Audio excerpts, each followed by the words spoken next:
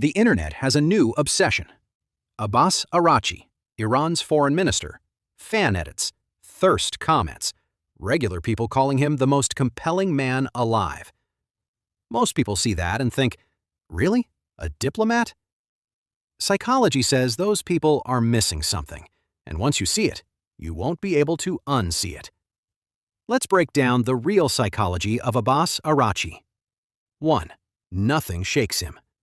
Araghchi lost his father at 17, right in the identity formation window, the most critical stage of psychological development. Within 2 years, he was fighting a war. People who survive devastating early loss without collapsing don't just recover. Their nervous system stops treating pressure as a threat. It starts treating it as home. Wendy Sherman, who led the U.S. side of the nuclear talks, said he drove her to frustrated tears, not through aggression, through sheer immovability. Most people crumble under that kind of pressure. He became it. 2. He doesn't follow the crowd. Araghchi didn't study his opponents from a distance. He lived inside their world. 3 years at the University of Kent, a doctorate in Western liberal democracy, how it thinks, what it values, where it's vulnerable. Most people come back from that changed. Araghchi came back sharper. He understood the Western position better than most Westerners in those rooms and used it to hold his own ground more precisely. He didn't go to Kent to become someone else. He went to become more dangerous. 3. Certainty is his weapon.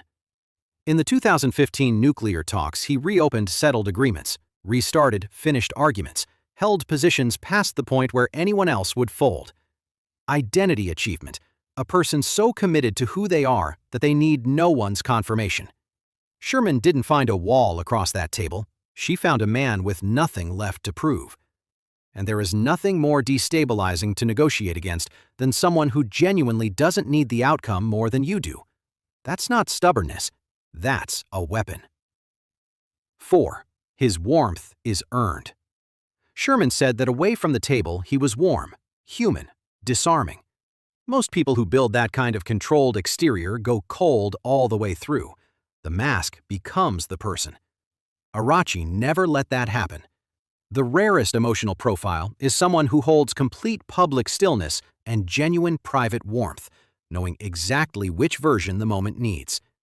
People don't just respect him, they want to be the one who gets the warmth. And that, more than any negotiating tactic, is power. 5. Pain became power. His grandfather was a carpet trader.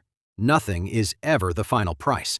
The person who waits longest almost always wins. He lost his father, fought a war, got sidelined in 2021, and came back appointed directly by the supreme leader. Now he's sitting across from Trump's negotiators with Iran's nuclear future on the table. Trump threatened strikes. Araghchi didn't flinch. Certain people don't just survive their hardest moments.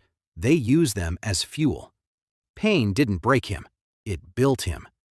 So the next time you see that stillness, that presence, that absolute refusal to give anything away, you're not watching a politician doing his job.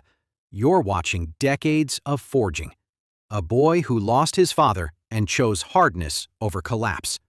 A negotiator who understood his enemies better than they understood themselves and never once moved. The internet called it aura. Psychology calls it something that can only be built the hard way. If you want to understand why certain people are the way they are, subscribe now, because on this channel, we don't just watch how people behave, we decode who they really are.